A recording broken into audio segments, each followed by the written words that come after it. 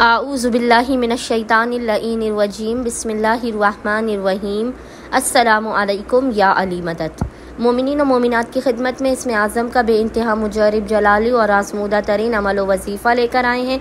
इसमें आज़म के ख़ास तरीन ज़िक्र का विर्द वजीफ़ा मोमिनीन ने खुसूसी तौर पर 29 सफ़र 29 सफ़र के पूरे दिन में किसी भी वक्त लेना है। खुदावंद मुताल बहक़ मोहम्मद वाले मोहम्मद इस ज़िक्र के सदक़े में मोमिनीन की हर हाजात को अपनी बारगाह में कबूल कर देगा, बलाओं मुसीबतों परेशानियों का भी ख़ात्मा कर देगा। अपना खुसूसी लुत्फ़ व करम रहमो इनायात उस बंदे मोमिन पर नाजिल करेगा।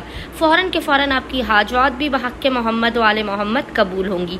मोमिनीन ने करना यह है कि 29 सफ़र 29 सफ़र के पूरे दिन में किसी भी वक्त आपने अव्वल व आखिर 3 मरतबा दुरूद के दरमियान में 3 टाइम्स दुरूद के दरमियान में 70 मरतबा 70 टाइम्स इस ज़िक्र की तिलावत करनी है। और वो ज़िक्र है या अलियो या अज़ीम, या अलियो या अज़ीम।